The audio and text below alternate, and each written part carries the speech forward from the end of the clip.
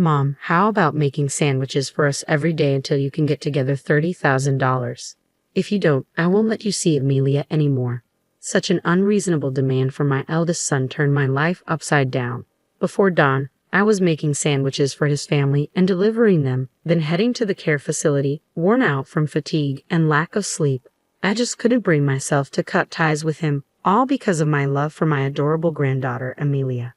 But one day, a tearful Amelia revealed a shocking truth her parents had kept hidden. I can't forgive them anymore. I've reached my breaking point and decided to fight back. My name is Emma. I am 72 years old. I lost my husband last year and now live alone in our family home. My husband, who was the same age as me, developed dementia in his later years. I took care of him at home for a while, but the last year was spent under the care of a facility. Because of that, I still have a connection to that facility even after he's gone. I was mentally and physically exhausted from caregiving, and the staff at the facility were truly kind to me. Thanks to them, I believe my husband spent his last year in peace. The facility was always short-staffed and extremely busy. After my husband passed away, I talked to the staff and decided to help out in any small way I could. I've always been good at cooking and baking, so I would make sandwiches and desserts for the staff whenever I went to the facility. Then one day, out of the blue, my eldest son and his family came to visit. It took me by surprise, but I served them tea. Mom, it's been a while, sorry for barging in like this. We've had some issues and decided to move to this area, James, my eldest son, said while reaching for the treats on the table. He looked worn out for some reason. Natalie, my daughter-in-law, barely spoke since they arrived and kept fiddling with her cell phone. They decided to move all of a sudden. Did something happen? A faint unease lingered in my heart, but I greeted my granddaughter, Amelia, with a smile. Amelia, you've grown up so much. How have you been? It must have been about 5 years since I last saw my eldest son's family. Ever since my husband was diagnosed with dementia, my days were consumed with caregiving, leaving no time or energy for anything else. I couldn't even keep up with my adorable Amelia. Granny, it's been a while. I've been good. I'm in the 9th grade now, Amelia replied. Oh my, how time flies. You'll be taking exams this year. Then you better do your best. Upon hearing this, Amelia's expression turned somber. I wondered, is moving during such a critical period in her education a good idea? Just then, a cat's meow echoed from the kitchen. Amelia whispered with joy, "A cat," and hurried towards the sound. Mom, since when did you get a cat? James asked, staring intently towards the kitchen. Natalie didn't lift her face from her smartphone. In Amelia's absence, I probed my son and his wife about the reasons behind their move. Their response was vague, but in essence, they moved hastily due to financial troubles stemming from a failed business venture. I then inquired about James's job. Well, things have been rough. My health's been on the decline, and the doctor advised some rest. More importantly, Mom, I have a favor to ask. James was hoping for a loan. The failed business and move drained their finances, and they were nearly out of money. He needed about $5,000 for daily expenses. Honestly, I hesitated. Even though he's my eldest, lending such a large sum on the spot felt daunting. Are the two of them even thinking about their future? But no matter how much I broke, all I got was, just lend us the money. Despite my reservations, I took out $5,000 from my savings and handed it to James with a smirk. James quickly pocketed the money. Well, do your best for Amelia's sake. If there's anything I can do to help, just let me know. Yeah, thanks. We're heading out now, but we'll be around often. Please keep some food ready for us. With that, James called Amelia, who was petting the cat in the kitchen, and the three of them left. As I cleared the dishes, a sense of unease about what the future held settled in. Hey, Mom, it's me. I'll be coming over tonight. Have dinner and a bath ready, okay? Oh, and I've run out of the money you gave me, so I'll need a bit more later. Without waiting for my response, James hangs up the phone. I sigh heavily and set my mobile phone on the table. It's been 2 weeks since my eldest son's family imposed themselves on me. Since then, James has been coming over almost daily for meals and money. On weekends, his adorable daughter, Amelia, joins. At first, I prepared special meals and lent him a few $1,000s each time, but I've reached my limit. James claimed he couldn't work due to medical reasons, but he looked perfectly healthy to me. I couldn't understand why he was blowing through the large sums I lent him every week. That evening, fed up, I sternly confronted James and his wife when they arrived. I told them I didn't want them visiting so frequently and to stop asking for food and money. What? You said you'd help, didn't you? Was that a lie? Predictably, James became aggressive in his words and demeanor. His wife, Natalie, silently played with her phone while eating the meal I'd prepared. There are limits, you know, making me prepare meals every day, asking for money every week. Enough is enough. I'll go bankrupt at this rate. Fine, I'll give up on the money for now, but instead, bring me sandwiches every day. Enough for 3 meals. What? I can't do that. I've told you, I volunteer at a facility every weekday morning, then drop them off before you go. Wake up at 3 a.m. if you have to. Before I could respond, James added, if you don't do anything for us, you won't see Amelia anymore. We'll cut ties with you. Knowing how much I adore my only granddaughter, Amelia, James smirked. Honestly, I'd love to cut ties with this couple, but I worry about sweet Amelia. Let me think. I can't come up with money that easily. Then at least gather around $30,000 for now, and remember the sandwiches daily. Let's go, Natalie. From that day on, my life dramatically changed. I would wake up before dawn to prepare sandwiches for James' family, deliver them, and then head to the facility, exhausted and sleep-deprived. My love for Amelia stopped me from cutting ties with my son. This exhausting routine continued for about a month. Then unexpectedly, Amelia visited alone one weekend. I greeted her with a smile, but she looked somber. To be honest, Dad told me not to visit you anymore, Amelia confessed as she gently stroked our family cat in the kitchen. They make you prepare sandwiches every day while they just laze around at home. I'm so sorry. You don't need to apologize, Amelia. Well, I am a bit worried about those two, but how's the new school? Are you keeping up with your studies? I tried to shift the topic with a cheerful tone, but Amelia remained silent, tears streaming down her face. Caught off guard, I comforted her by rubbing her back. Eventually, she broke down, crying even louder. Not understanding the reason, I patiently waited for Amelia to calm down. When she finally stopped crying, she revealed a shocking truth. Amelia hadn't been attending middle school since they moved here. Not just that, she claimed James forced her to lie about her age and work several part-time jobs. All the money she earned went straight into James' pocket. Furthermore, James took away her cell phone when they moved. One night, he suddenly said, "We're moving," and she was forced onto a truck without even saying goodbye to her friends or teachers. James had firstly made her promise not to tell me, her grandmother, about all this. I was dumbfounded by the shocking revelations pouring from Amelia's tear-filled eyes. It seemed as if they had moved secretly in the dead of night. What could have possibly happened to my eldest son and his wife? That's how it was, Amelia. You've been struggling all this time. I'm sorry I didn't notice earlier, but thank you for telling me.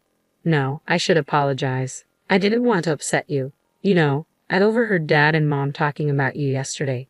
They were planning to secretly take some sort of property deed from your place and then pretend you have dementia to place you in a facility. I just couldn't hold it in anymore. Unable to hold back, Amelia began to cry again. I hugged her tightly. No matter what, I couldn't forgive my eldest son anymore. Until now, I endured everything for dear Amelia's sake, but I've reached my breaking point. James is clearly an adult and a parent himself. He must face the consequences of his actions. I made up my mind silently. Amelia, you don't need to worry. Leave everything to me. Oh, by the way, where are you planning to take your school entrance exams? I smiled at Amelia, trying to encourage her. Her eyes, red from crying, looked a little comforted. Well, I want to go to a place called Winchester Culinary School. With everything going on and the lack of money, I might not even be able to apply. Oh, the Winchester Culinary School. I know it. It's a vocational school for cooking and baking, right? The person who founded it was in the same class as your grandfather and me. It's a good school, really. That's amazing. I love the dishes you make. I want to make people smile with my cooking just like you. After that, Amelia shared her dreams with me. She told me that despite her tough circumstances, she never gave up and continued studying diligently. I encouraged Amelia and made her promise to continue her studies. After seeing Amelia off, I quickly took action. First, I decided to investigate my eldest son and his wife, so I hired a private investigator. A week later, after receiving the investigation results and pondering them, I made several contacts. Once everything was in order, I called James. I have something substantial to discuss with you. You must bring Natalie and Amelia with you. Thinking he'd finally get his hands on the big bucks, James eagerly agreed to the conditions, deciding to meet at a coffee shop over the weekend. Seated by the coffee shop's window, engrossed in my phone, I awaited their arrival. When James and his family approached, I set my phone down on the table and exchanged greetings. Hey, give me the money already. Do you want to be cut off from us immediately? James reached for the thick brown envelope by my side, filled to the brim. Pulling the envelope closer, I held onto it firmly. If you really want, we can sever ties. But before that, I have some things to confirm with you. Only after that will I hand this over. I began by pointing out that ever since their move, they hadn't enrolled Amelia in middle school and had been making her work illegally on the side. The couple tried to brush it off, clearly eager for the money, but eventually admitted the truth. We had no money, so we had no choice. Once we get the money, she'll quit her job and go back to middle school. Suspicious with doubt, I continued to question why James wasn't working. Are you truly on medical leave? Which hospital did you go to? Show me some proof, like a receipt or a health insurance card. I don't have any. You're not faking it, are you? Lying just because you don't want to work? As the atmosphere grew tense, James raised his voice. Don't say things like that. I didn't go to any hospital, but something really traumatic happened, and it's been hard. James, can you honestly tell me what happened? If you do, I'll give you this. I motioned to the envelope in my hand. James begrudgingly began to speak. I get it now. When you said your business failed last time, you were actually betrayed by a business partner, a guy named Alexander. He took off with all the money. I worked so hard to earn, but he had control over the core know-how and equipment, so I was powerless without him. Oh, that's what happened? I'm the victim here. That's why I couldn't pay the rent and other bills and had to move. Now just give me that money already. With that, James snatches the envelope from my grasp. However, when he quickly opens it, instead of a wad of cash, it's filled with a bunch of bills. James stares blankly at the bills scattered across the table. Why don't you just tell the truth for once? Feeling let down by my eldest son's persistence in lying, I reveal the facts I've gathered. As the business started to profit, he got deep into the sex industry, accumulating massive debt to cover it. He deceived his business partner, took all the earnings, and even got involved with payday lenders. Then he moved away secretly in the middle of the night. Do you have any idea how hard it was for Amelia? She was thrown into chaos without understanding the reason. She couldn't even say goodbye to her friends and teachers, and you took away her phone. Do you understand how scared and hurt she felt? Whether James was listening or not, he desperately searches the bills, hoping to find money. Watching his pitiable state, I was utterly exasperated. James, hiding from payday lenders and business owners, had neither been working nor notifying the proper authorities of his whereabouts or processing school transfers for Amelia. His wife, Natalie, wasn't working either, so they had no income. It's clear they were counting on me from the beginning. No, I was planning to work once things settled down. What exactly did you do? All you've done is demand money and meals from me and force Amelia to work, right? Natalie is always on her phone, not working at all. Also, I know you've been sneaking into my house while I'm gone. That's breaking and entering, a serious crime, you know. I always leave the back door open for the neighborhood cats. Knowing this, James had been repeatedly breaking into my house whenever I was away. The day Amelia told me about James and Natalie was a turning point. I remembered I had a pet camera I'd won in a raffle. I fetched it from the storage and set it up. Sure enough, the footage showed James sneaking in from the back door while I was away, rummaging through my cupboards. I saved the footage on my mobile phone. Though after getting hold of the deeds to my house and land, you planned to make it seem like I'd lost my mind, put me in a facility, and then snatch everything away. You moved here with that intent from the beginning, didn't you? Shut up. You keep making me out to be a criminal just because you're my mother. You think you can make baseless accusations? James protested. I have a witness right here. Suddenly, an intimidating male voice sounded from behind James. Upon seeing the man, James was shocked and jumped. What? Alexander, why are you? Emma contacted me. I heard there was a discussion today, so I came from far away to participate. Good to see you, James. Looking well, I see, Alexander said, taking the seat next to James, effectively blocking his exit. It was my first time meeting him, but Alexander was quite an imposing middle-aged man. I was surprised James dared to cross someone like him. James, return the money now. There are officers waiting outside. I filed a police report. Pay up or turn yourself in. Decide now, Alexander demanded. Hearing this from Alexander, James hurriedly looked towards the window. Just as Alexander said, a police car was parked right outside the diner with an officer standing there, looking our way while on his phone. James looked shocked by the scene, his eyes wide as he instinctively moved back in his seat. Wait, Alexander, I was wrong. I'm truly sorry. I'll pay you back, I promise. I wasn't running away. I just needed a little more time. Just a bit longer, please, maybe another 2 weeks. Though you plan to sneak out in the middle of the night and move again, you think I trust the words of someone who's lied to me once? I'll ask one more time. Will you return the $30,000 you stole from me now, or will you go to the officer outside? Which is it? Alexander's tone no argument. Finally, he'd be arrested. A tangible, profound fear overtook James, sweat forming on his brow, trembling. James just stared at the table silently for a moment. Eventually, his bloodshot eyes slowly turned to face me. Hey, Mom, are you okay with this? If I get arrested, Amelia will be the daughter of a criminal. Your meddling has ruined your sweet granddaughter's life. If you don't want that, give me the money, Alexander.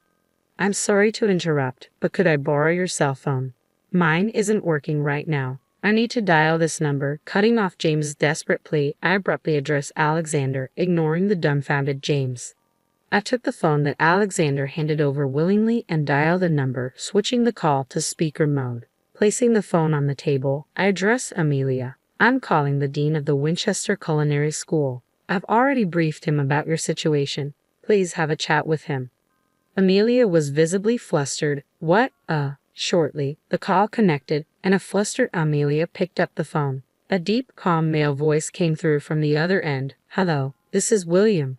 Oh, hi, my name's Amelia. I love my grandma's. I'm my grandmother's cooking, and I want to be able to make dishes that bring joy to people too. I want to join the Winchester Culinary School.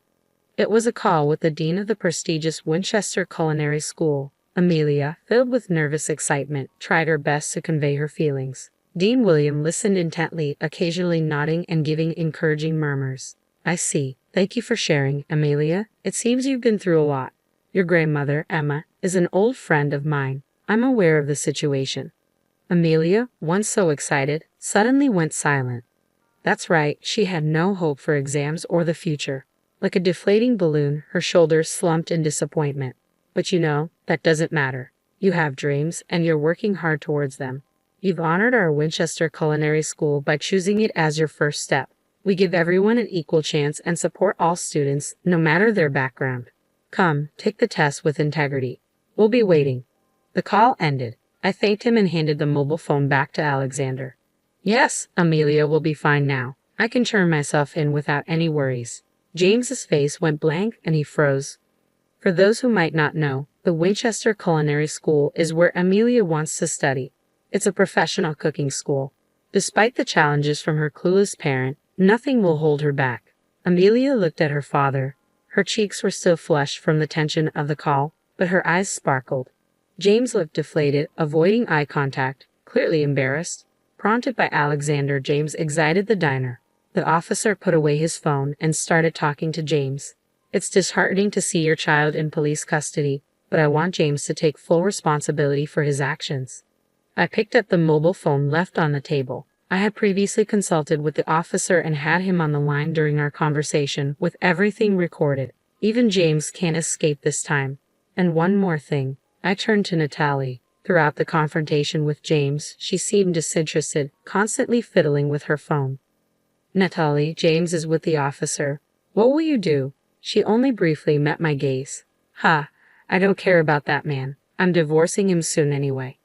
Amelia looked shocked and turned to her mother. Wait, what about Amelia? Your marital issues are yours. But you need to consider Amelia. I've made up my mind about what I want. I'm tired of his wasteful spending. I just want to live on my terms now. Tears quickly filled Amelia's eyes. With a father like James and now her mother, how much more hurt would they inflict on their daughter? I felt more disheartened than angry, sighed deeply.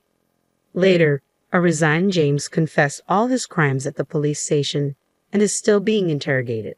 He owed $50,000 from the sex industry, took $30,000 from his former business partner Alexander, and borrowed $20,000 from payday lenders. The total amount he siphoned from me was around $20,000. Of course, both Alexander and I intend to claim every penny. As his mother, it's heartbreaking. I hope this serves as a lesson for him to deeply reflect and atone for his sins. Natalie, being James' ex-wife, was also interrogated during this. It was discovered she had been scammed. This was a romance scam where you get sweet-talked by someone you meet on social media, and after establishing a romantic relationship, they skillfully swindle large amounts of money. The person Natalie had been communicating with on her mobile phone claimed to be a super famous, handsome actor. One day, she received a personal direct message just for her and was passionately pursued. Natalie fell head over heels. She kept sending money, doing whatever he asked. Of course, this was an imposter pretending to be the actor. This case mirrored numerous others reported to the police. Realizing she'd been deceived, Natalie was utterly devastated. Since she had already divorced James, she had no one to turn to and had lost her means of livelihood. After that, I decided to live with Amelia. I sold my house and land and moved to an apartment near Winchester Culinary School. The house and land, located in a prime urban area, had a huge asset value, fetching me several $1,000,000. I made sure that Amelia would be the beneficiary of these assets so she'd never face financial hardships. We moved in the middle of the night, as if sneaking away. My parents were deeply distressed with everything escalating to the police, but Amelia never gave up and continued to work hard. I too did everything I could, managing her transfer to middle school and helping with her exams. Thanks to our efforts, Amelia managed to take the entrance exam for Winchester Culinary School and got in. Just as Principal Williams said, Amelia dedicates herself to her studies at Winchester Culinary School, heading straight towards her dream, enjoying her youthful days surrounded by friends. Watching my beloved Amelia grow up by my side, I live with peace in my heart, basking in happiness.